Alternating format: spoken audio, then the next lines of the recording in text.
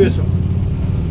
ఏంటా సరదా సన్నివేశం అంటే జిల్లా పార్టీ అధ్యక్షుడు కాకాణి గోవర్ధన్ రెడ్డి గారు, నగర YSR Congress party in charge MLC మిత్రుడు పర్వతరెడ్డి చంద్రశేఖర్ రెడ్డి గారు, వీరికి తోడు మరో 17 మంది ఎమ్మెల్సీలు, అంటే 18 మంది ఎమ్మెల్సీలు జిల్లా పార్టీ అధ్యక్షుడు వచ్చి నెల్లూరు నడి రోడ్లో మీడియాతో మాట్లాడుతూ రాష్ట్ర మంత్రి పొంగూరు నారాయణ గారు వేధిస్తున్నాడు, వెంటాడుతున్నాడు, కక్షాదింపు చర్యలు పాల్పడుతున్నారు అని అడుగుతున్నా మిమ్మల్ని.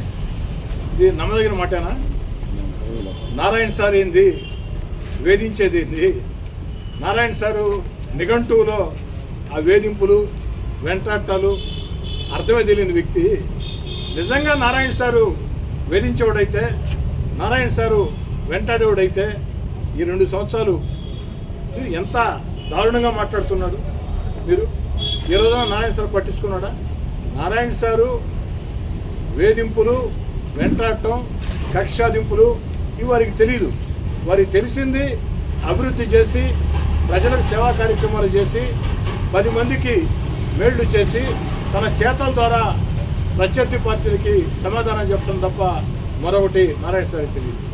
ఒక్క నారాయణ సారే కాదు, రాష్ట్ర ముఖ్యమంత్రి చంద్రబాబు నాయుడు గారైనా, ఉప ముఖ్యమంత్రి పవన్ కళ్యాణ్ గారైనా, నారా లోకేష్ గారైనా, ఈ యొక్క ఎన్డీఏ ప్రభుత్వం ఏదైతే ఉందో తెలుగుదేశం పార్టీ కూటమి ప్రభుత్వం ఎట్టి పరిస్థితుల్లో కూడా వేధింపులకు పాల్పడదు. కానీ మా ఇష్టారాజ్యంగా ప్రవర్తిస్తాం, మేము ఇష్టం వచ్చినట్టు చేస్తాం, గతంలో అనేక అక్రమాలు మేము చేసాం, వాడి జోలికి రాకూడదు అనుకుంటే ఎలా సాధ్యం? చట్టం పని చట్టం చేసుకోబోతుంది. అలా కాకుండా మీ ఇష్టారీతిగా, మరీ ముఖ్యంగా ప్రధానంగా నెల్లూరు విషయం మాట్లాడుకుందాం. ఏది ఈ నెల్లూరు సరదా సన్నివేశం. నెల్లూరు జిల్లా ప్రజలకి ఏదైతే వైఎస్ఆర్ కాంగ్రెస్ పార్టీ జిల్లా అధ్యక్షుడు, నగర వైసీపీ ఇన్ఛార్జి, మరో 17 మంది ఎమ్మెల్సీలు, మొత్తం 18 మంది వైఎస్ఆర్ కాంగ్రెస్ పార్టీ ఎమ్మెల్సీలు, జిల్లా పార్టీ అధ్యక్షుడు నెల్లూరు జిల్లా ప్రజలకి అందించినటువంటి ఒక కామెడీ దృశ్యం అంతకుమించి మరొకటి. నిజంగా ఆశ్చర్యం వేసింది. నారాయణ సార్ ఏంది వేధించేదేంది? ఎవరో ఈ విధంగా మాట్లాడరే, నారాయణ సార్ని వెంటాడేదేంది? వాస్తవానికి జరిగిందేమిటి? రాష్ట్రంలో అనేక విద్యా సంస్థలు ఉంటాయి.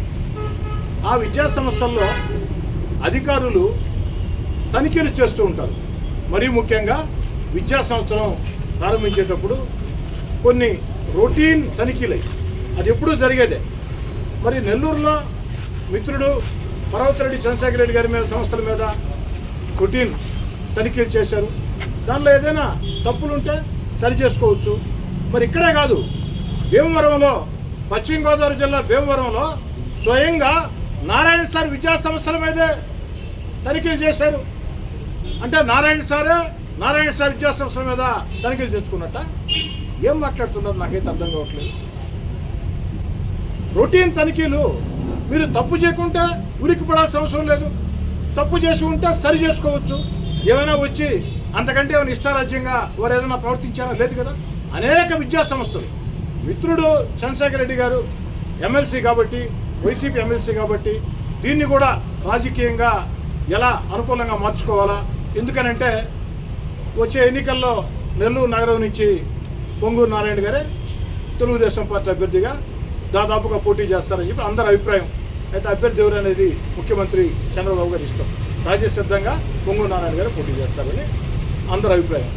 మరి దాన్ని YSR Congress party incharge Parvathareddy Chandrasekhar Reddy గారు, మీరు ఎలా ఎమ్మెల్యే టికెట్ తెచ్చుకోవాలా అని ఆలోచన చేయండి, తప్పులేదు.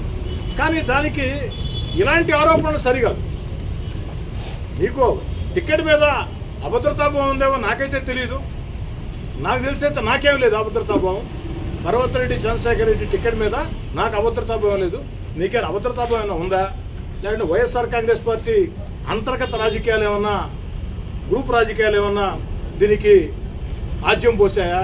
నాకైతే తెలియదు. కానీ దాన్ని తీసుకొని వచ్చి నారాయణ సార్ కదా, అదేదో చెప్పేవాళ్ళ మీదన్నా చెప్తే వింటారు, కానీ నారాయణ సార్ మీద చెప్తే ఏమన్నా వింటారండి? అంతేకాదు, ఒక ఉదాహరణ చెప్పాలి మీకు. 2019-24 మధ్యలో నేను 3.5 సంవత్సరం పాటు వైఎస్ఆర్ కాంగ్రెస్ పార్టీ ఎమ్మెల్యేని.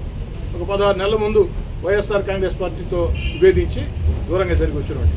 నేను ఆ 3.5 సంవత్సరం అధికారంలో ఉన్నప్పుడు కొంతమంది తల్లిదండ్రులు నారాయణ సార్ విద్యా సంస్థల్లో నా దృష్టికి తీసుకొని వచ్చారు. నారాయణ సారే కాదు, మరికొన్ని విద్యా సంస్థలు కూడా నా దృష్టికి తీసుకొని వచ్చారు.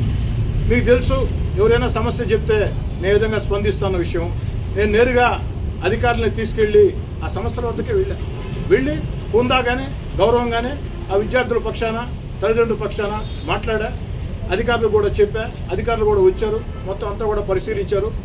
ఏదైనా ఉంటే సరి చేసుకున్నారు, లేని వాటికి లేదని చెప్పారు.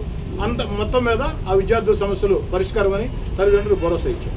ఒక్క నారాయణ సార్ విద్యా సంస్థలే కాదు, అనేక విద్యా సంస్థలు మీకు తెలుసు, బయట వాళ్ళకి తెలియకపోవచ్చు.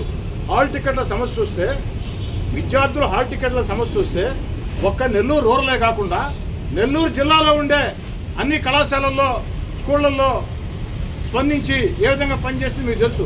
కొన్ని దగ్గర నేనే స్వయంగా వెళ్ళా. కొన్ని సెంటర్లో హాల్ టికెట్ లేవంటే, ఇవ్వటం లేదంటే లేట్ అవుతుందని చెప్పని నేనే వెళ్ళి హాల్ టికెట్లు ఇప్పించాం. మరి నారాయణ సార్ విద్యా సంస్థలే కాదు, పేషెంట్ల కోసం ఆ రోజు నారాయణ సార్ హాస్పిటల్కి వెళ్ళాం, మాట్లాడున్నాం. మరి ఆ రోజు నేను వెళ్ళిన రోజు నారాయణ సారు ఆ సమస్యలు ఏమిటి, విద్యార్థుల సమస్యలు అంటే నారాయణ సార్ కింద పనిచేసే ఉద్యోగస్తులు నారాయణ సార్కి సమాచారం ఇస్తే ఆ సమస్యలు ఏమిటో తెలుసుకోమని చెప్పారు. దాన్ని పరిష్కారం చేశారు. అధికారులు కూడా ఏదైనా ఉంటే సరి చేస్తామని చెప్పారు, సరి చేసుకోమని చెప్పారు. అంతేగాని నారాయణ సార్ ఆ రోజు నేను తెలుగుదేశం పార్టీ ఎమ్మెల్యే అభ్యర్థిగా ఓడిపోయాను కాబట్టి, నేను తెలుగుదేశం పార్టీ మాజీ మంత్రిని కాబట్టి నన్ను కక్ష సాధిస్తున్నారని చెప్పని రాష్ట్రంలో ఉండే తెలుగుదేశం పార్టీ ఎమ్మెల్యేలని, తెలుగుదేశం పార్టీ ఎమ్మెల్సీలని నెల్లూరు నగరానికి తీసుకొని వచ్చి ఇలాంటి రాజకీయాలు చేయరా. అంతేకాదు, హుందాగా ప్రవర్తించారు, హుందాగా వ్యవహరించారు.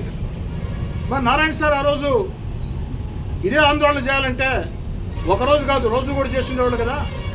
కానీ నారాయణ సార్ చేయలేదే, రాజకీయంగా చూడలేదా నారాయణ సార్. రొటీన్ చెకప్లు జరుగుతూ ఉంటాయి, ఏదో లోపాలు ఉంటే సరి చేసుకుంటూ ఉంటారు. దాన్ని ఇంత పెద్ద రాద్ధాంతం అయితే, ఈ రాద్ధాంతాన్ని ఏదో పండిద్దాం అనుకున్నారు పాపం.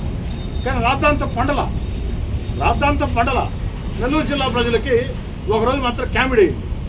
వాళ్ళు ఇంకేదైనా మాట్లాడిన పండు ఉండేదేమో కానీ నారాయణ సార్ వేధించాడు, నారాయణ సార్ కక్ష కట్టాడు, నారాయణ సార్ వెంటాడుతున్నాడు, నారాయణ సారు మమ్మల్ని ఇబ్బంది పెడుతున్నాడు అంటే ఈ జిల్లా ప్రజలు నమ్మే పరిస్థితి లేదు. నారాయణ సార్ చెవకైనా అపకారం చేసేవాడు ఎప్పుడైనా, అందరూ తెలిసే విషయం. దాంట్లో రెండు ఆలోచన కూడా లేదు. ఇవన్నీ కూడా రొటీన్ పరిశీలనలు.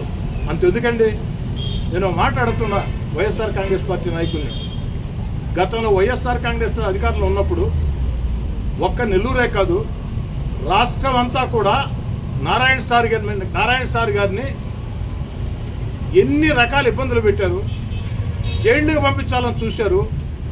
ఆరోగ్యం బాగలేకున్నా, వయసు సహకరించుకున్నా 100ల కొద్ది కిలోమీటర్లు ఇష్టారాజ్యంగా కార్లలో పోలీసు వాహనాలు ఏదైనా తిప్పారు. ఏదైతే ఆ వచ్చే దారిలో వాహనాలు మారుస్తూ నారాయణ సార్ని భయభ్రాంతులు చేసే రీతిలో ఎంత దుర్మార్గంగా మీరు ప్రవర్తించారు. మర్చిపోయారా? ప్రవర్తించలేదా?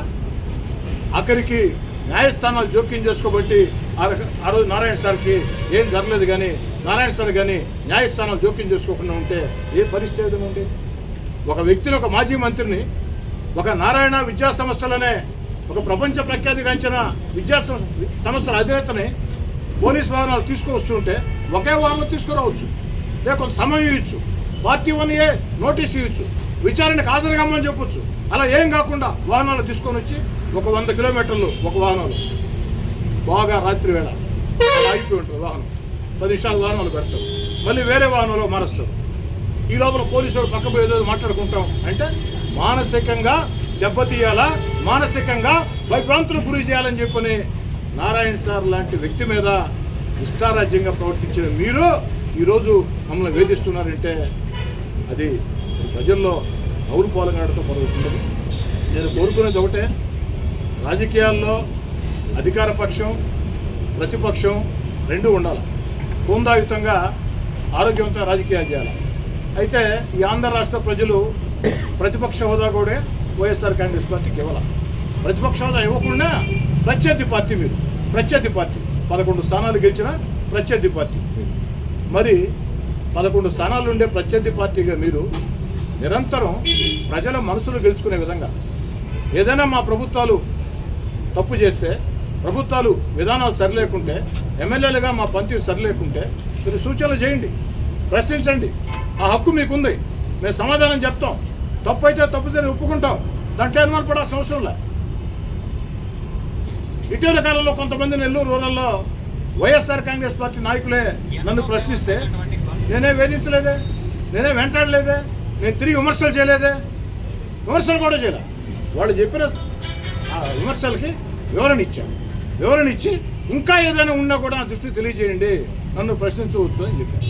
బట్ దయచేసి వైఎస్ఆర్ కాంగ్రెస్ పార్టీ నాయకులారా, జిల్లా అధ్యక్షుడు కాకాణి గోవర్ధన్ రెడ్డి గారు, నెల్లూరు నగర ఇన్ఛార్జ్ ఎమ్మెల్సీ పర్వతరెడ్డి చంద్రశేఖర్ రెడ్డి గారు, వారితో వచ్చినట్టు ఎమ్మెల్సీలు అందరికి కూడా మరోసారి ఇలాంటి చర్యలకు పాల్పడకుండా కాస్త బృందాగా వ్యవహరించాలని చెప్పని విమర్శించే ముందు నారాయణ సార్ మీద మీరు విమర్శలు వేస్తే ఆకాశం మీద విమర్శలు వేసినట్టేనే తిరిగి. Okay sir.